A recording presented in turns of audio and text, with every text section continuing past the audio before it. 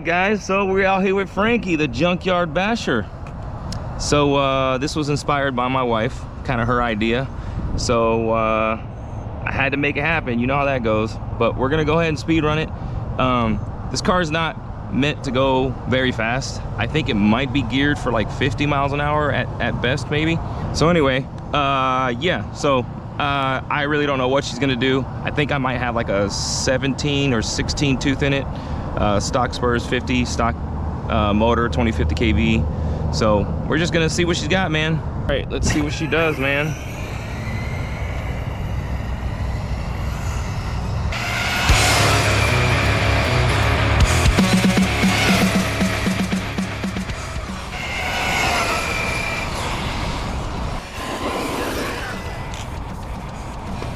All right. Let's, God, I can't see my own screen. Stop. Read. 66. What?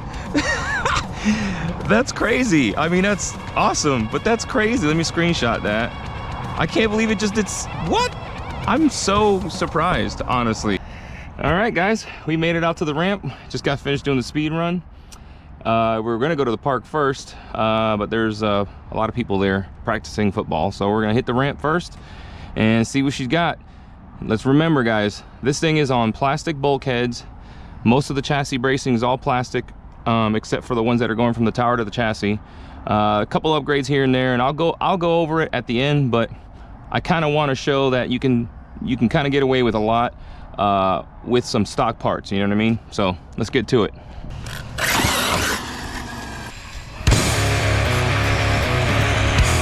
Woo! Let's go. That was 100 feet, yep.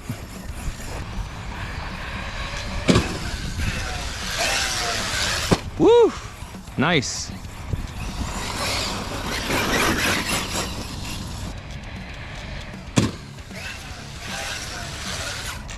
Let's go, baby.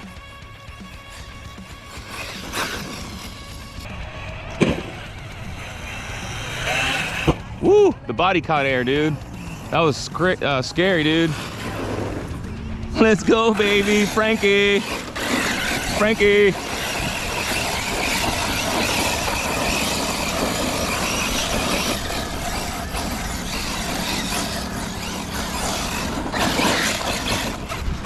Haha. Little thing rips, man. Jesus. Oh, and then landed right on a root. It's crazy. It's like there's certain parts of that area where it lands where it's like there's roots or something. I don't know.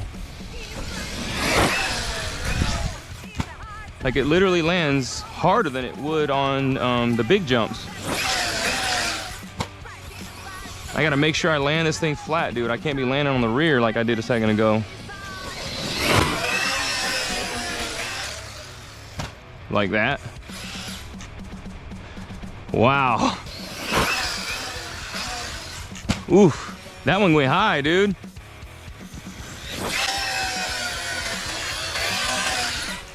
Woo! Woo! Let's go, baby. That was a pretty big one right there. Hold on, what happened here? Oh yeah, just the arm broke. Okay, see if I can get it back into that hinge pin. It'll take a couple more hits. Oh, there it is, look, I got it back in. I pushed it back into the hinge pin. Let's see if it'll take a couple more hits like that. Let's go, baby. Woo! Let's see, did that arm come back off again? Not yet. We are sending it with a broken arm, boy. Let's go, baby. Woo!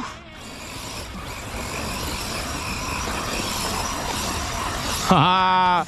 Let's go, baby. Oh my God. Wow, dude. This thing's going probably 25 feet in the air right now.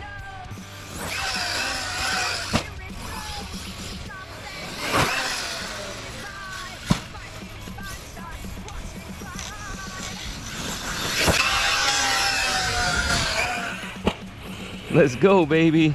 Oh, no. Oh, I landed right inside that pocket, dude. I almost lost it, man. Almost lost it.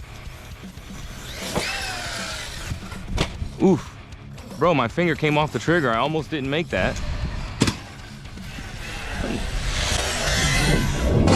Woo. Bro, that one kind of scared me a little bit, man. I keep getting air caught up inside the body. Woo! Bro.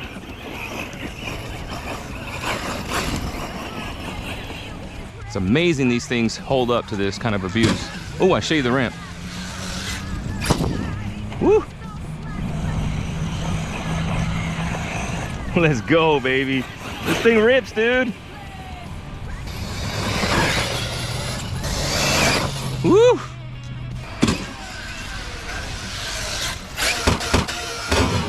Oh, that was definitely a hard hit. Yep, I lost the dog bone because the arm came back out again.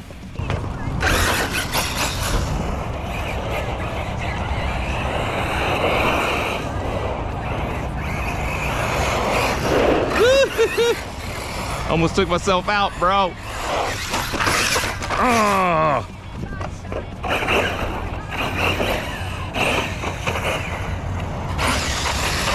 Oh, I almost had it there.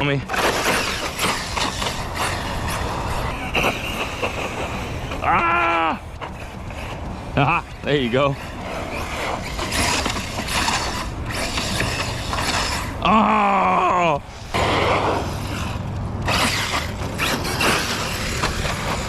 Oh! Woo! Oh no! Come on! Yes!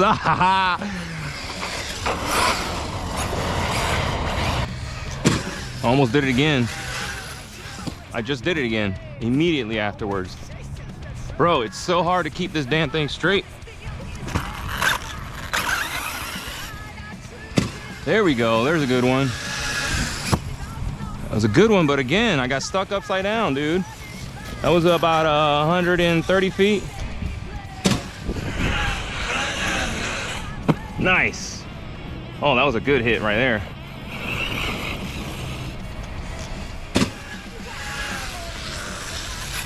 Nice.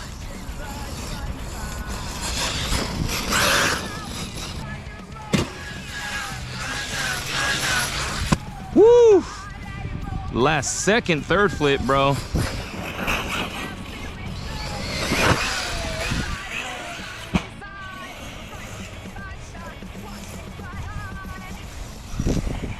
Oh, oh. Oh my God, bro. I'm telling you, she is wild. He is wild.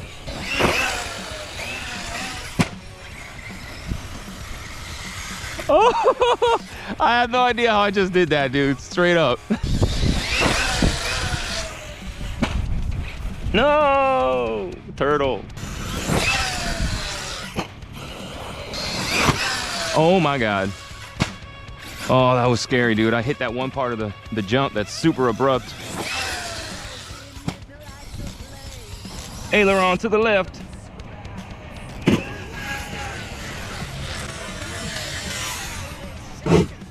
Nice.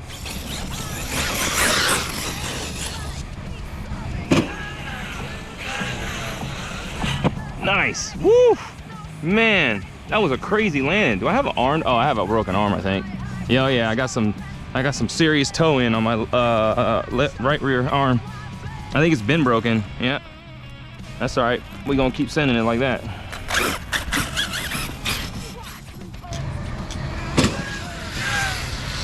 Woo! Let's go, baby. There goes the rest of the wing. Look at that, look at that. I got 3/4 of my wing, son, and a broken arm.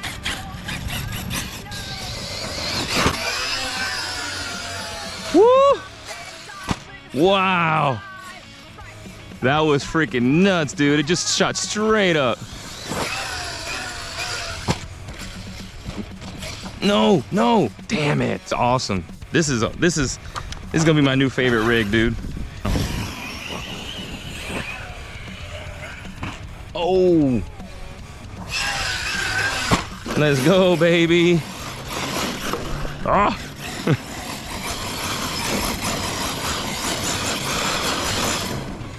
Ah, she cut off on me, man. I bet it's overheating. Yeah. Woo! Let's go. Uh-oh. I think that arm probably completely broke, because now we're getting stuck. Oh, wait. Was it not stuck on something? I heard it, like, maybe it was stuck on the grass. No. It's crab walking on me, dude. Oh, I heard it, I heard it. Yeah, oh, damn it. I heard it clicking, or clinging, dinging over here somewhere. It was hard to keep it straight because it was the rear arm being halfway broken. It was like turning on me. All right, guys, we made it back to the shop with Frankie. And, well, okay. So I think the obvious should be explaining what this actually is. So basically what we've got is we've got a Typhon chassis, or otherwise known as a Outcast chassis, 6S.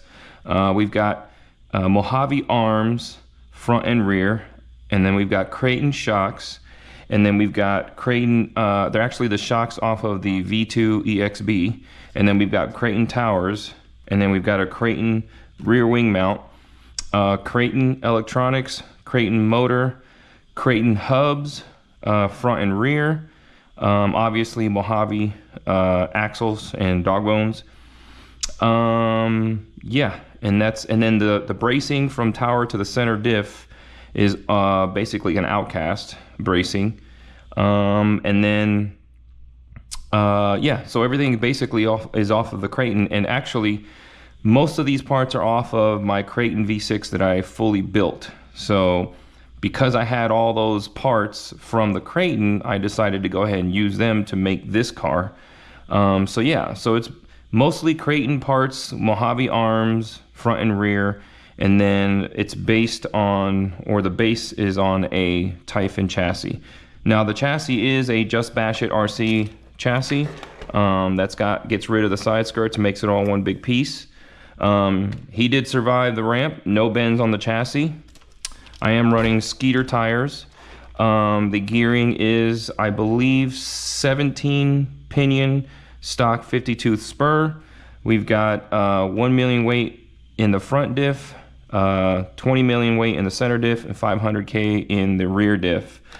All the dog bones and axles and center diffs, or center dog bones are stock except for the front, which is a titanium dog bone for the front, but that's because this was basically a spare bin special, spare parts special. Everything in this truck or in this rig is basically like parts that I already had in stock just laying around. Like you see one of the shock standoffs is one style, then this one is a different style. These three match, but this one doesn't. We've got hot racing A, B, C, and D blocks, but the front one is red, and then the rest are black, but they are just old A, B, C, and D blocks I had from a Typhon build that was probably 2 years ago. It might have been a year and a half, I'm not sure. It was definitely before the Armageddon, which has been a year since, so at least a year and a half old. Toe links and camber links are basically off of a Mojave, because the arms would fit the Mojave, so I got the toe links off of Mojave. This servo horn here is off of a Team Corrali. The link and the steering system and the rack is all off of a Kraton V6. Top plate is off of a Kraton V6. What else? Like I said, the electronics, this is just the Kraton V6 ESC and motor. Stock motor is a 2050 kV. Running on 6S. Shock oils are 100 weights, 100 weight front and rear. And what else? I think that's it in terms of what it all has in it. I believe this is I think this is a Amazon, yeah, this is a BETU servo, another one of those Amazon specials. So yeah, this was never, again, that was also just a spare servo I had sitting in my in my drawers. You know, I have like drawers full of different extra parts, you know, and I just keep them organized. And this is all basically parts that I had laying around. So so two things I wanted to focus on. So obviously it's kind of a mutt in terms of parts. It's an amalgamation of all the different Arrma parts. But the two things I wanted, or the one main thing I wanted to focus on, was the fact that it has plastic bulkheads and has plastic center diff cup and front and rear diff cups. You know, I had some negative responses in terms of what this thing was going to be capable of. I was told that the bulkheads wouldn't hold up and they would shear in half, etc., etc. And so I wanted to kind of showcase the fact that the plastic bulkheads will take extreme bashing at 120 to 130 feet jumps, and they'll survive. And it's not done. I mean, I still have to fix the right rear arm here, and once I fix that arm, I can put this thing right back out and bash it some more, which I intend on doing. But more importantly, I think I wanted to kind of focus on the fact that, one, that the bulkheads will survive, two, that the plastic cups will also survive, but three is setup. And I wanted to kind of discuss the fact that these diffs, front, center, and rear, have all been taken completely down, you know, apart down to every single shim and sun gear, spider gear, outdrive. The outdrives, by the way, are also stock, just whatever it came with on the Kraton V6. But what I wanted to say was the way that I set these diffs up. You know, I have a video on my library on how to shim an EXB diff. I should probably put another video out, you know, talking about or showing how to, you know, just shim a diff in general the right way. It's not to say it's the only way, it's the best way. It's just the way that works for me, and I don't have diff failures. I know a lot of guys have had failures lately with their Kraton V6s. I have not had that problem, but I also shim my diffs correctly. Now, when you're shimming a diff, there's one thing is you wanna set this. This is just a spare Scorched RC bulkhead. When you're shimming your diffs, when you put this diff inside here, the bearings that hold the diff in place are gonna have space between here and here. Those two spots are gonna dictate where the diff sits left to right. Now, if you go more right, you're gonna be closer to the pinion gear, but if you go left, you're gonna be further away from the pinion gear, because the pinion gear comes in this way. So my thing is you want to set that ring gear on the diff as close to the pinion gear as possible without it binding. But then you also want to set your distance for the pinion gear towards the diff cup, but not so close that you're either causing binding or you're rubbing on the actual diff cup housing itself. So there's that part, but then the actual diff itself has to be shimmed correctly so that your spider gears and your sun gears are as close together meshed without binding as well.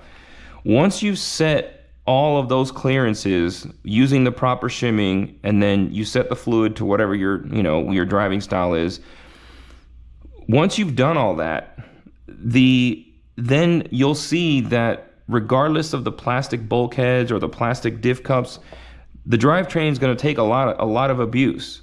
Unfortunately, these diffs out of the box are not tuned very well. They're not shimmed very well. And that's pretty much, you know, whether it's Arrma or Team Corrali or Traxxas, whatever, it's not a common thing that the shims or the diffs are shimmed, you know, for true durability.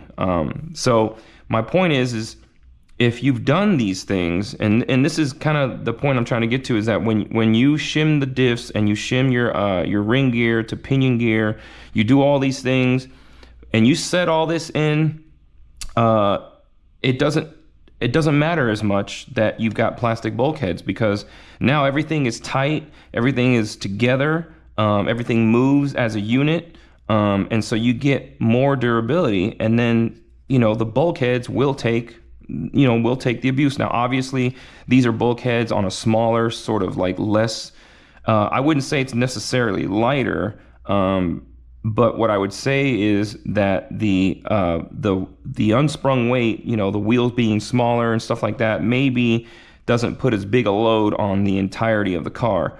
But I would say that the way that I'm bashing it, going as high and as far as I am, and this is all done in one day. You know, I did break a couple of rear arms, and I will talk about that in a second. But basically, the setup, along with driver skill, will allow you to get away with way more than just upgrading a part. There's no buying a aluminum bulkhead isn't going to actually give you any more reliability if you don't know how to set your ring gear to pinion gear, or if you don't know how to set your shim your diffs correctly.